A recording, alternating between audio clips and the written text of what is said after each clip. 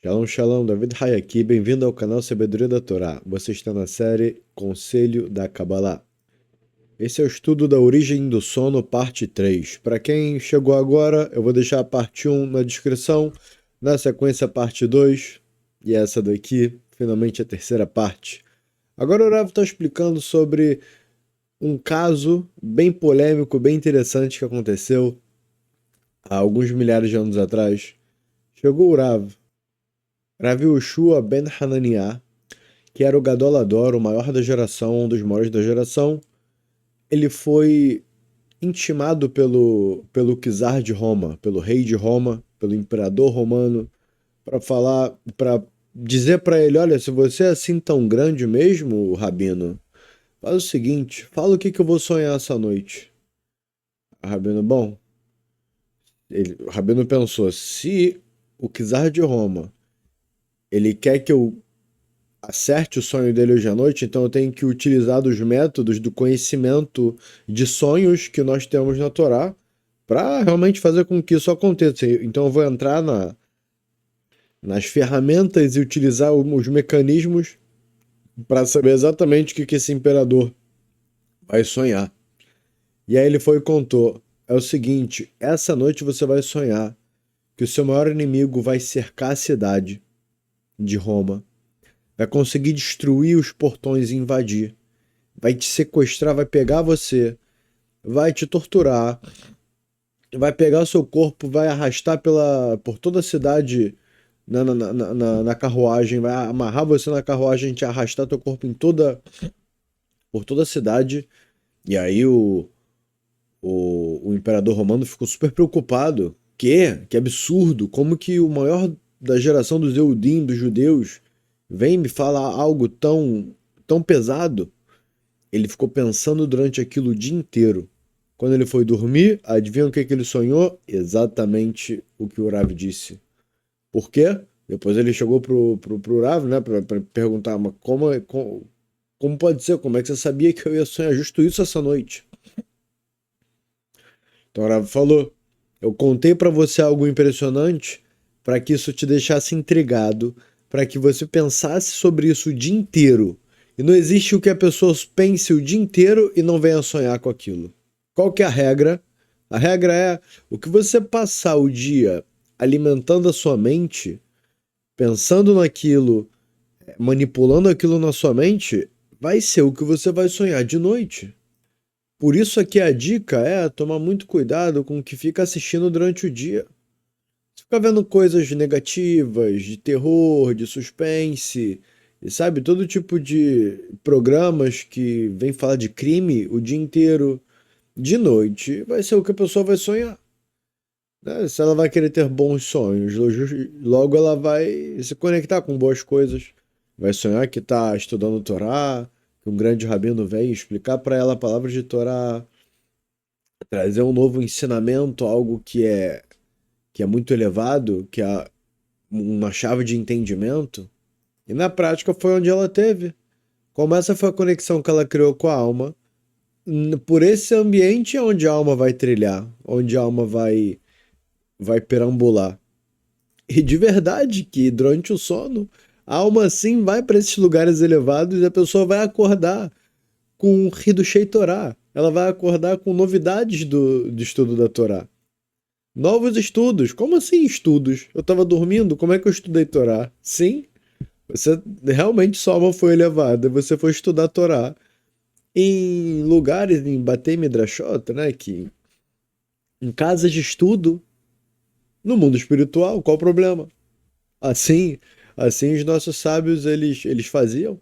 Quando eles iam dormir, eles elevavam a alma para lugares extremamente elevados e lá continuavam estudos com o tzadikim. Por que a gente também não vai usufruir disso em algum nível? É só a gente estar conectado, imbuído com coisas boas, com assuntos de santidade, e assim também, quando a gente for dormir, nossa alma vai estar nessa vibração. Inclusive é muito interessante dizer que o nível da alma, o nível da pessoa, porque a gente, né, consegue entender que existe um trabalho muito profundo espiritual. É um trabalho de resetar as retsonotas, as vontades, se livrar dos maus hábitos, se adaptar com novos bons hábitos, e tudo isso é algo difícil, porque você anular costumes intrínsecos que já estão entranhados na carne, você já está acostumado a fazer isso talvez há 5 anos, talvez algumas décadas. Então, como definir o nível da alma? Será que ela está no nível 1, nível 10, nível 100, nível 1000? Porque no jogos de RPG, ou então todo tipo de plataforma que vão fazendo, eles fazem níveis. Então, como é nivelado o nível do justo? Vamos dizer, você se dedicou para estudar a Torá, você terminou o Pentateuco e terminou com explicações profundas dos sábios. Qual que é o seu nível? Então, é interessante que o judaísmo, a Torá, vai nos ensinar que o nível da pessoa é aquilo que ela faz. Isso define o nível dela. Se ela é alguém que está acostumado a perguntar assuntos de santidade, abrir estudos, livros, vídeos sobre assuntos de santidade para entender a vontade de Deus, para cumprir do melhor jeito possível, esse é o nível dela. É esse o local onde ela se encontra. Ela se encontra junto com outras pessoas, outras almas. Ela tá dentro de um lugar, de um salão gigante, dentro de um palácio, onde quem tá lá dentro são pessoas que têm esse ímpeto. Querem perguntar, querem pesquisar, querem abrir, querem. Estão o tempo todo imbuídas em assuntos legais, em assuntos bons, de verdade. Agora, aquele que está ocupado o dia inteiro com vão em vazio, vão botar o cara guitarrista. Com quem que ele vai se conectar no sonho ou no mundo espiritual quando ele sair do mundo? Ele vai se conectar com a galera roqueira, com a galera de caverna, taverna, né? Esse negócio, esse bar esquisito que eles se encontram e só motoqueiro, roqueiro, galera de jaqueta preta, os espinhozinhos de metal assim pros lados. Porque essa é a vibe da galera. Isso é o que une eles. É escutar rock, é andar de motão, sabe, tá numa taverna, né, num bar escuro, assim, não sei, um negócio meio esquisito. Entendeu? Cada um vai estar conectado com o seu grupo, cada um vai estar conectado com o que faz. Aqueles que tiverem, sabe, interessados em promiscuidade, esse interesse é o que vai os unir. O interesse é o que vai definir o nível. Não só o interesse, mas realmente colocar isso na prática.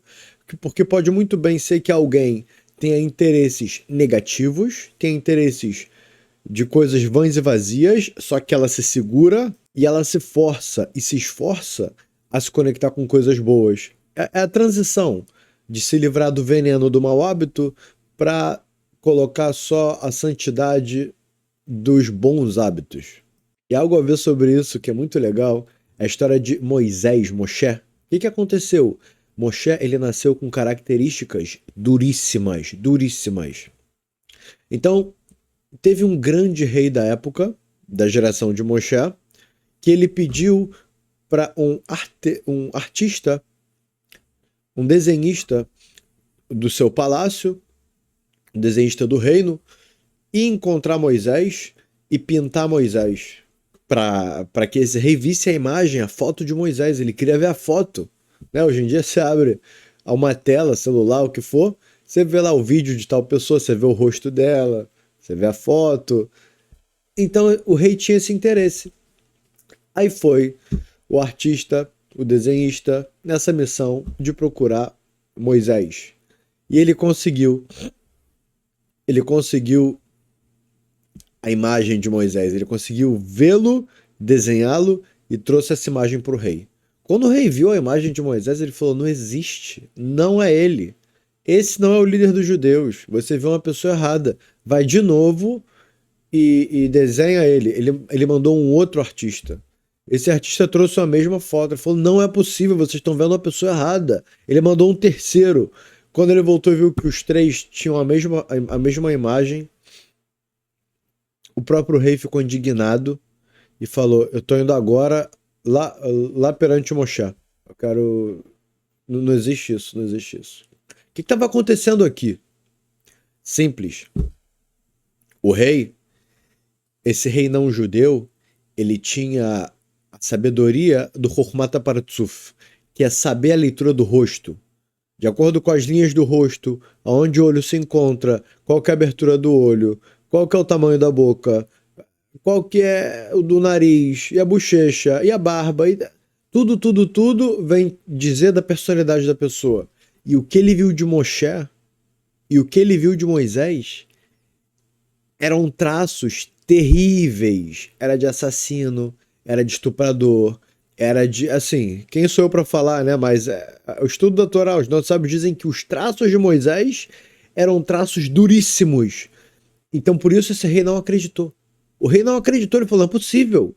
Como pode ser o líder dos judeus, esse gigante que abriu o mar, que fez as 10 pragas, que estava participando ali dos feitos históricos mais poderosos e destruindo as maiores idolatrias que existiam desde então no mundo? Como pode ser que justo esse que tem traços de coisas tão terríveis no rosto é esse mesmo que está fazendo maravilhas, está conectado com Deus dia e noite, conversando direto com Deus, o maior de todos os profetas? Como pode ser? E ele chegou para Moisés e perguntou: o que está acontecendo aqui? Eu sei que pelo seu rosto, pelos seus traços, você não é isso daí não. O que Moshe falou para ele?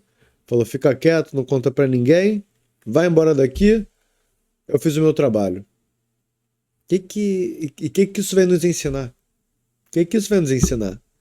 Que quanto maior for o teste, quanto maior for o nível de inclinação negativa, maior é o conserto que a pessoa faz e maior é o nível que ela consegue alcançar lá em cima. Porque quanto mais ela consegue destruir, mais ela consegue construir. Vamos dizer, alguém com nível de alma, com nível de mudança, que ele pode alcançar mais 1000. Vamos dizer, ela tá no 0, ela consegue alcançar mais 1000. Se ela alcança mais 1000, ela alcança menos 1000. Quer dizer, o livre-arbítrio, a Hashem fez equilibrado. Se alguém com potencial de alcançar coisas tão grandes, ele tem o potencial de fazer destruições absolutas. O exemplo disso é a história de Marx. Você vê, né, que até hoje utilizam da ideologia dele de igualdade, sociedade, tudo isso que no final virou a base da esquerda. Você vê, olha a família dele, o cara abandonou filho, saiu, deixou a esposa sozinha, não respeitou os pais. Você vê a história de vida do cara, é algo nojento, algo podre da sua base, da sua fundação, do seu início. Eu ouvi dizer que Marx era judeu. Então você vê, alguém que trouxe uma destruição desse nível para o mundo, se ele tivesse trabalhado e tivesse se utilizado da maneira correta, ele alcançaria consertos da sociedade. Como a gente sabe disso? Por causa dessa regra. Essa regra funciona assim. Quanto maior a destruição, quer dizer que maior a construção. Quanto maior a construção, quer dizer que também a possibilidade da destruição era grande. Assim como Moshe foi o maior profeta de todos os tempos, ele poderia ter sido o maior bruxo de todos os tempos.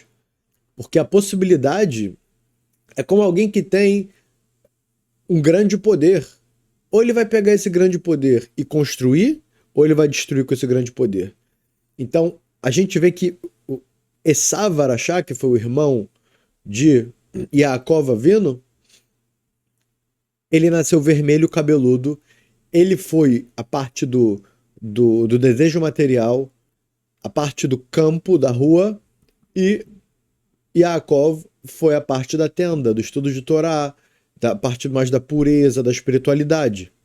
Os dois tinham o potencial de fazer coisas boas e coisas ruins. Só que Esav, ele tinha, na verdade, uma tendência... Ele tinha um potencial ainda muito maior do que Yaakov. Primeiro que Esav era o primogênito. Era para o judaísmo ter continuado de Esav. E, na verdade, que Esav, se ele tivesse se consertado, ele teria trazido a Geulah. Ele teria trazido a redenção divina, a construção do templo e já teria terminado a criação ali se Esav tivesse feito teshuvá. Se ele tivesse se posto no caminho da retidão da verdade e do caminho de Deus. Só que o teste dele era muito difícil, assim como a grandeza da missão cumprida era gigantescamente e difícil também, era algo sublime, é o auge da criação. Então, como aqui o auge da criação estava dependendo mais de Esav, de acordo com esse ponto de vista, então assim também o teste dele foi quase que impossível, quase muito difícil, e ele perdeu a sua oportunidade. E a gente vê que quem nasceu também vermelho, Admumi, vermelho cabeludo, Sair, Admumi Sair, vermelho e cabeludo, rei Davi, Davi Ameller. E como foi a vida dele? Foi difícil? Ele foi confundido com bastardo, o pai dele botou para ele pastorear e viver nas selvas até os seus 20 e tantos anos de idade, quando ele foi escolhido como rei. Porque o pai dele queria que alguma fera matasse ele, porque ele era suspeita de bastardo. No final ele não era bastardo. No final ele estava construindo os salmos enquanto ele estava vivendo no meio da mata, ele estava conectado com Deus 24 horas. E essa coisa de nascer vermelho cabeludo, que estava simbolizando muito com a influência de Marte, influência de matar, de manipular, mexer com sangue. Ele não foi assassino igual Esav, ele foi líder de guerra. Ele foi o maior rei de todos os tempos de Israel. E ele foi o grande símbolo de Messias. E do filho dele vai sair o Messias. Ele foi conhecido. Quem foi o rei Davi? Se Deus quiser, a gente vai trazer um vídeo na íntegra. Se Deus quiser, com a vida do rei Davi completa. Então, tudo isso vem trazer que as características pessoais que a pessoa nasce vai ser o que vai definir o que ela vai fazer. Mas essa ferramenta ela vai poder usar tanto para o bem quanto para o mal. Esteja conectado só com assuntos de santidade para quando você for dormir, você se conecte com esses assuntos até mesmo no mundo espiritual. E ainda mais importante, depois que a gente se desconectar desse mundo, a gente passar para a parte do mundo da verdade, ou mesmo para o mundo espiritual, que lembrando, quando a pessoa desencarna, ela morre, ela vai para um estado de espera no mundo espiritual. Para que depois, quando chegar o momento limite da criação do jeito que a gente conhece, que é chamado de Olam HaSheker, do mundo da mentira, vai acontecer que o mundo, da maneira que a gente conhece, ele vai se anular. Deus vai ter a guerra de Gog e Magog, a terceira guerra, né? A última grande guerra, que 2/3 do mundo vão ser destruídos e muita gente vai morrer, etc. Depois dessa renovação do mundo, a gente vai entrar para o Olam HaEmet, o mundo da verdade, onde o que vai ser regido não vai ser má inclinação, boa inclinação, livre-arbítrio, nada disso vai existir. Quem conquistou, quem ganhou, vai ter Tehiyat Ametim, que vai ser a ressurreição dos mortos, e quem vai viver no mundo Metukan, no mundo consertado, vão ser esses que quiseram, todo o tempo que viveram no mundo da mentira, quiseram viver no mundo consertado. Então esses que se esforçaram para cumprir tudo da maneira correta e seguir e se apegar aos caminhos da retidão, os caminhos da verdade, a vontade de Deus, então esses vão viver nesse mundo da verdade. Então, antes de acontecer, né, a pessoa morreu, saiu do mundo. Antes de começar o Olam Haba, o próximo mundo, o mundo da verdade, existe um local que se chama mundo espiritual, que é onde as almas ficam em estado de espera. É uma sala de espera. E quando chegar esse momento de ressurreição dos mortos, elas vão voltar à vida e vão viver para sempre da maneira como está escrito na própria Torá. Né? Se Deus quiser, a gente vai trazer ainda um estudo integral sobre o Olam Haba, especificando e falando como é que vai ser o alimento. Será que o alimento vai estragar no Olam Haba? Quanto de cada alimento será que vai satisfazer a pessoa? Será que realmente o leão vai deitar do lado do cervo? O que é isso? Será que tudo isso é só metáfora? Ou tem algum fundo de ideia prática da coisa acontecer absolutamente? Então, para que você esteja nesse mundo espiritual, mesmo na sala de espera, com no nível do qual você se esforçou na sua vida, então que a gente se esforce só para coisas boas e esteja sempre assistindo aulas de Torá. Então, para anular todo tipo de sonho ruim, além das dicas que a gente deu até agora, fazer o Kriyat Shema Alamitah Shalem, que é a leitura do Shema completo, que é o que? Não é só a leitura do Shema, na verdade, Shema Israel, é aquele Shema Israel Adonai Eloheinu Adonai Echad. E depois você faz toda a sequência dos versículos que vem depois, né? A leitura do Shema. E além disso, quando você faz ele completo antes de dormir, ele começa antes e ele termina ainda, ou seja, um texto mais extenso. Se Deus quiser, eu ainda vou traduzir esse texto e colocar no site. É algo que ainda está em andamento, assim, falta tempo, falta disponibilidade. Se Deus quiser, a gente vai chegar lá, vai conseguir ainda traduzir todo o Siduro, todo o livro de reza para os judeus. E se os Brindor também quiserem pegar e estudar, não estudar, na verdade, praticar, aprender a rezar, na verdade, e também praticar, que é algo sensacional, poderem ter acesso, se Deus quiser. Inclusive, se você gosta desse tipo de conteúdo, clica aqui embaixo em Seja Membro. Desse modo, me disponibiliza mais tempo para conseguir dedicar e fazer mais conteúdo para vocês, de todas as formas, tanto traduzindo reza, traduzindo textos da Torá em si, outros livros, traduzindo aulas como essa do Rav Israel Yaakov. Então, você que tem acesso ao Kriyat Shema Alamitá completo, fazer ele antes de dormir, vai te trazer as melhores influências. Isso traz também Tikkun Abrit, para quem, né, cometeu pecados, ou então em outras vidas que seja, com relação ao órgão masculino, né, fez coisas que não deveria. Então, justo quando ele faz esse Kriyat Shema completo antes de dormir, a leitura do Shema completo antes de dormir, isso também traz uma retificação nesse aspecto, além de uma proteção gigantesca e anulação de maus decretos de você para outros, de outros para você, que você faz ali o vidui. É realmente, você vendo a reza, entendendo ela, você fica maravilhado. A Guimarães nos ensina que existem 248 órgãos e 365 tendões. 365 mais 248 dá 613, que é o número de mitzvot que os judeus têm para cumprir. Ou seja, cada mitzvah positiva está ligado aos mitzvot para fazer, ou seja, a mitzvah positiva são 248 mitzvot positivas, e as mitzvot lotase, que são as proibições, não faça, são 365, equiparado keneged aos tendões. Então, o número de tendão 365 e também são o número de proibições, são os mitzvot de proibitivas, e 248, que é o número de órgãos do corpo, que eles são as mitzvot ativas, o que você pega e faz. O nosso sábio Orhidá explica que existe um dos tendões, que ele é um tendão muito grande e ele se espalha, que é o famoso Gui Danashé.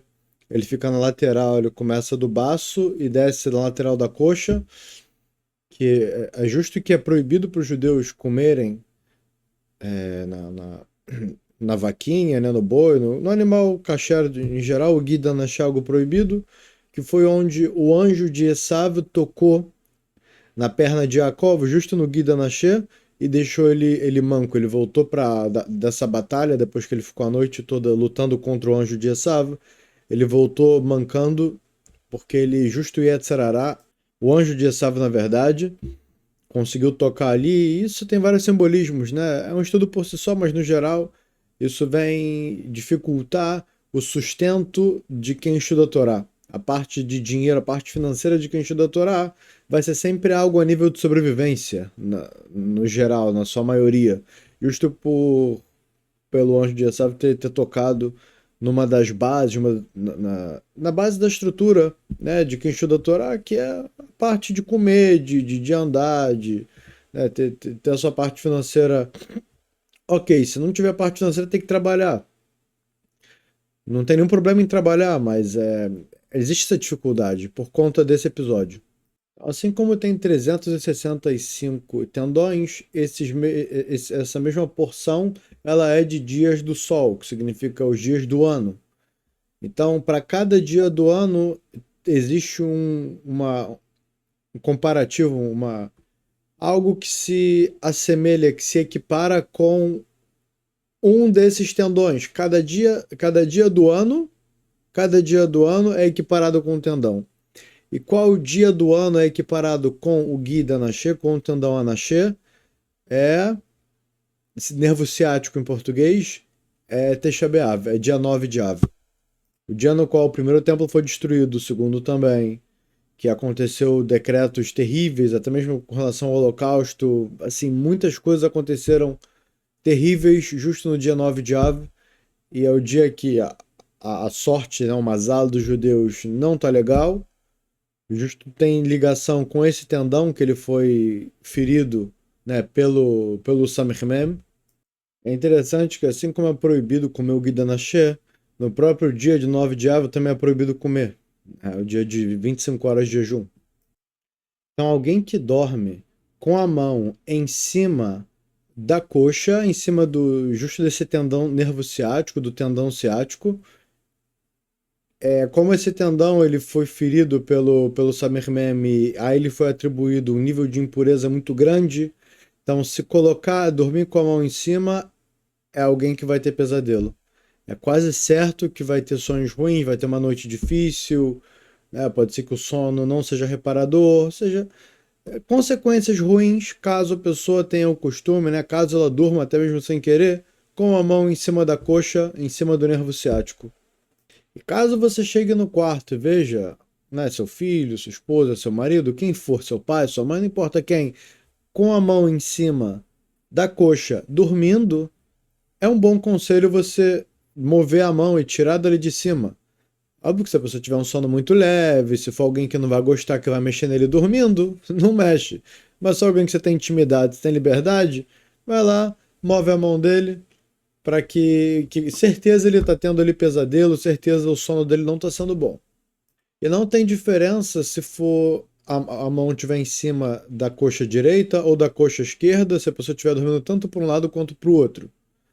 Se estiver embaixo, ou seja, se a mão estiver tocando um dos dois lados desse tendão, não é bom, é sinal de pesadelos e de um sonho, de um sono ruim de modo geral. Então agora se segurem que essa explicação é fantástica. O Rav diz que muitas vezes a criança ela tem pesadelos, né? E desde pequenininho, desde que nasce, na verdade, o nenenzinho tem pesadelos, incomoda a mãe que acorda de noite chorando, o pai, e fica assim, dificulta o sono dos pais.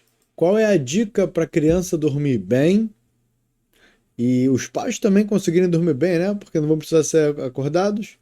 É, existe uma consequência negativa para quem corta as unhas e não faz Netilat Yadayim, que é a ablução das mãos. Essa pessoa que cortou a unha e não fez Netilat Yadayim, ela tem medo, no geral. Alguém que fica amedrontada. Então ela está suscetível a tomar susto, a ir dormir, mesmo se tiver um sonho ruim, ela fica morrendo de medo e vai acordar assustada. Porque, olha, a pessoa que ela tem coragem, a pessoa que ela é valente, mesmo numa situação que ela deveria ter medo, ela vai aguentar, ela vai resistir e ela vai enfrentar. Mas se o medo tomar conta numa situação ali de terror, coitada, ela vai ser totalmente refém e vítima, não vai conseguir nem se defender direito. Então, quando os pais forem cortar as unhas dos filhos, lembrar de depois fazer Netilat Yadayim, fazer a ablução das mãos, para tirar essa influência. É uma tumá que tem, é um tipo de impureza, e essa impureza traz medo para a criança. Então, para tirar esse medo da criança e que ela tenha uma noite de sono melhor, fazer a ablução das mãos da criança depois dela cortar as unhas. Ou melhor, depois de você cortar as unhas dela, você vai lá e faz a ablução das mãos. E para quem corta as unhas do neném tem que fazer Netilat Yadayim, e a criança ou o neném também que teve as unhas cortadas também tem que fazer Netilat Yadayim. Então eu quero mostrar aqui para os senhores no site onde fica. Me perguntaram, na verdade, ninguém encontrou onde é que no outro vídeo eu tinha dito ficava a proteção. O Shema Israel, que a gente tinha feito trabalho de traduzir, não todo o criado Shema, mas só o Shema Israel com explicação. Então no site você vem aqui em diamante. Então em diamante você vai ter todos os artigos que a gente traduziu. E aqui vai ter, tem salmos explicados. Não, tudo aqui, ó. Segular para matar demônios. E tá aqui o Shema Israel. É só vir aqui e baixar. Ou pode abrir mesmo. Pronto. Pode abrir ele até mesmo direto no próprio navegador. Ou baixar para o seu celular. Pode clicar também em diamante, vai aparecer aqui. Classificado Bnei Noach, artigos que tem a ver astrologia, bênçãos, segulot, e tá aqui em segulot, para matar demônios. Então, ó, agora o Rav ensina tanto o segular para dormir, quanto o segular para ter sucesso nos negócios.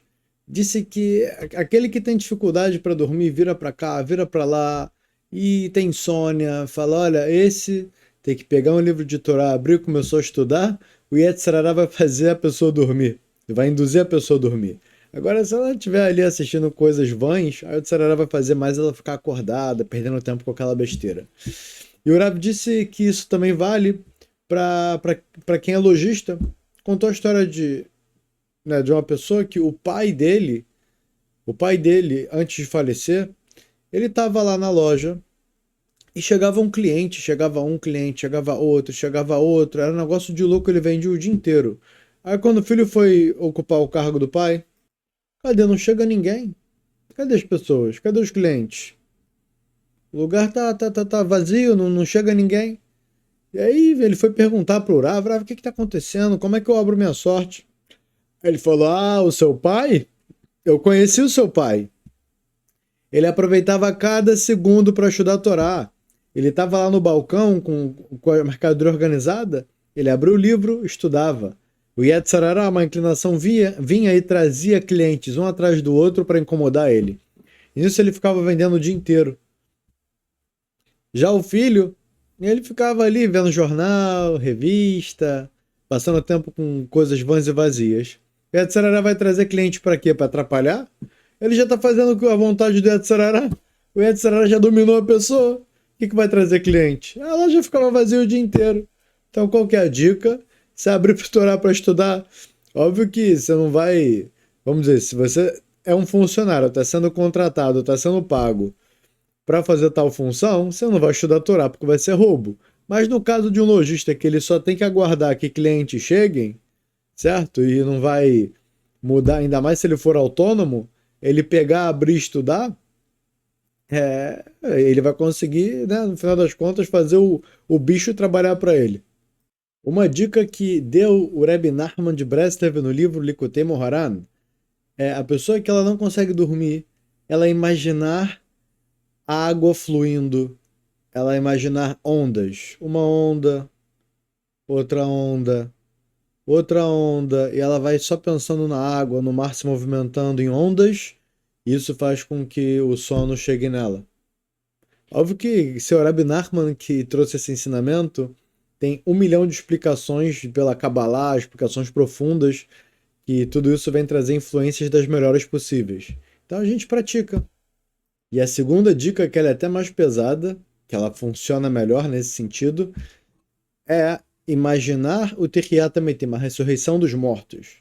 Levantando do caixão de volta, levantando e olhando para o lado, e outra pessoa também começando a se recompor, outro, e você olha assim, em volta, tá Moshe aqui, tá David Amelech ali, tá o próprio Rebbe Nachman de Breslev aqui, todos os tzadikim ali, o rei Salomão do seu lado, você, meu Deus, que...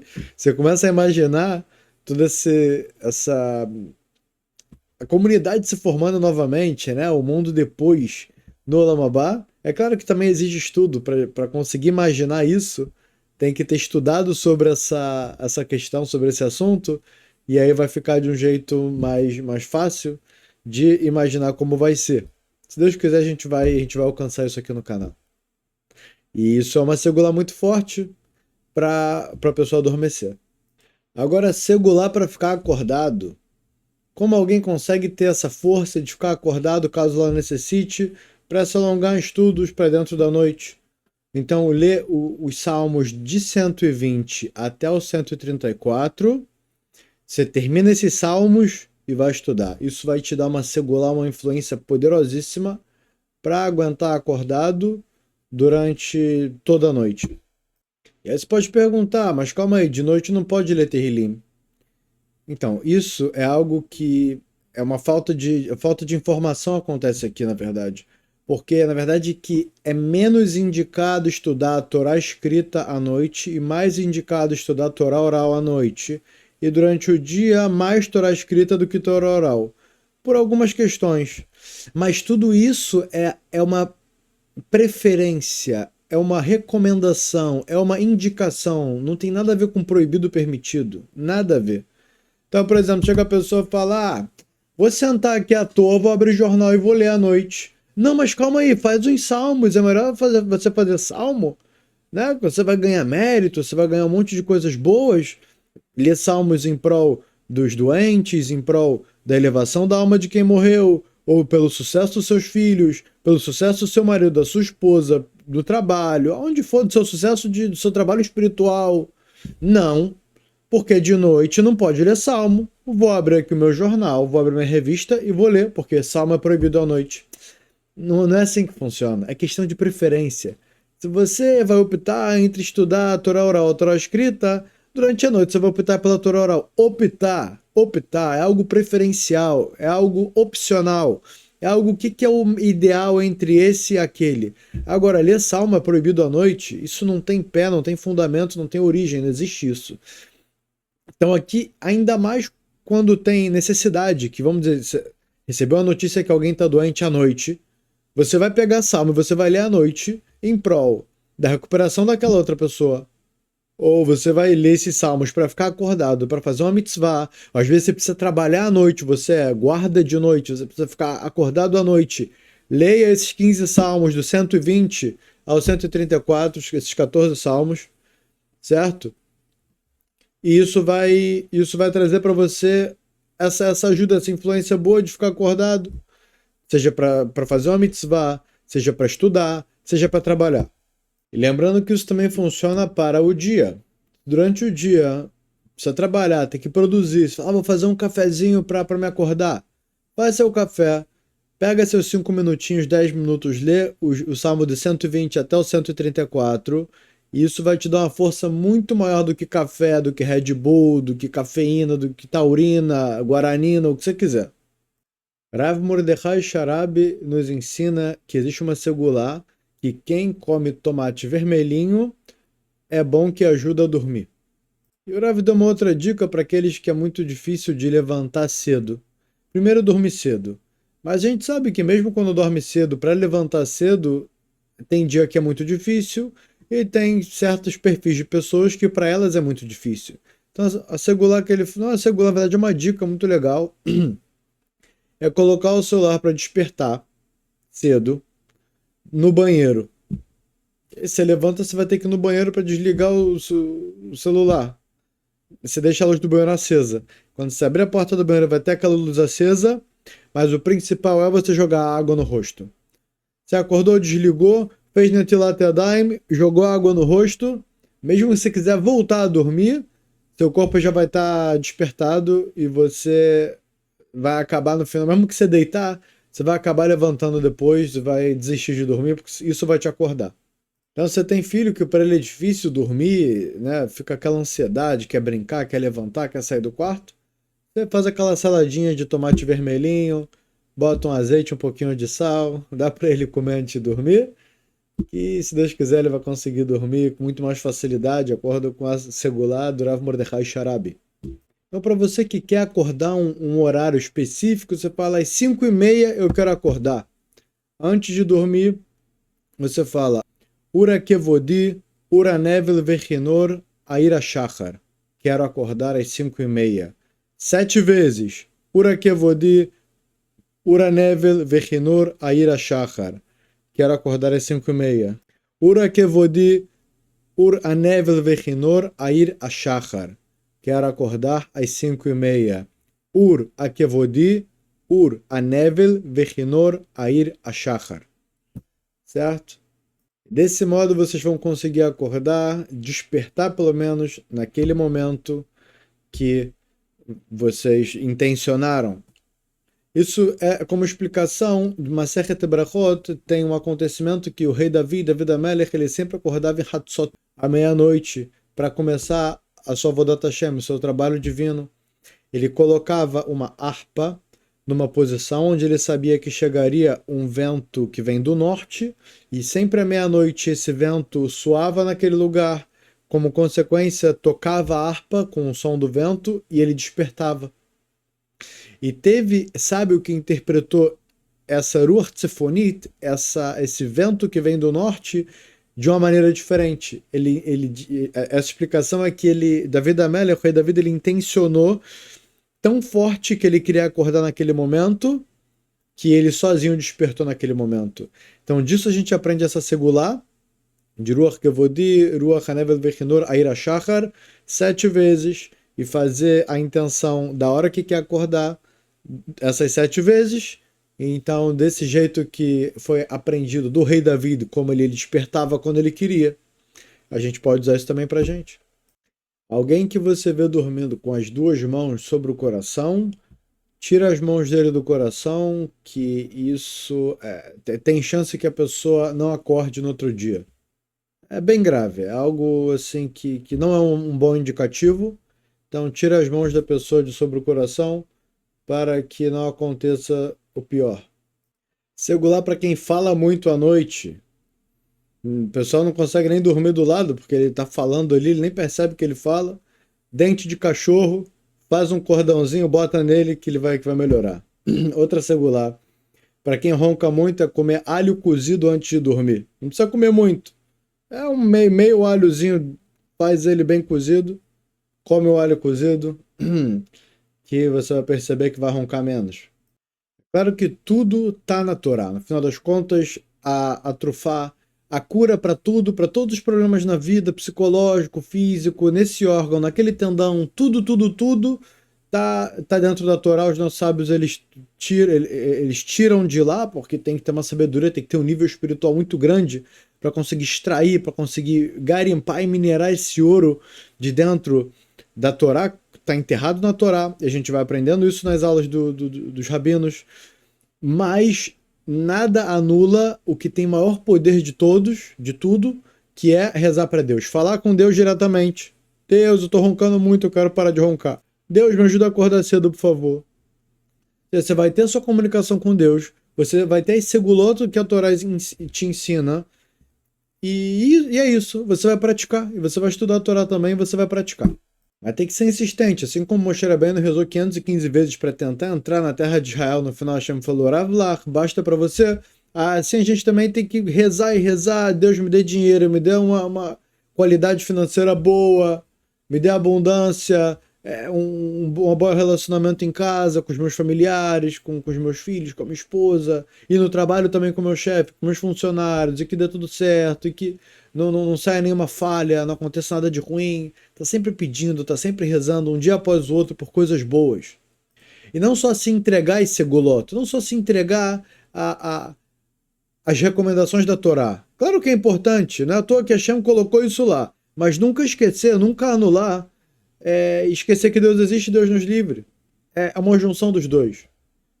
E até mesmo um paracetamol para dor que a pessoa por tomar, ela vai pegar o paracetamol e vai falar Hiratson, que seja da vontade de Deus, que é através da natureza que Deus colocou a cura para a dor, para a doença, eu estou pegando esse paracetamol, estou pedindo para que Deus faça com que surta efeito esse paracetamol e eu consiga me curar da minha dor. Ela, pum, toma.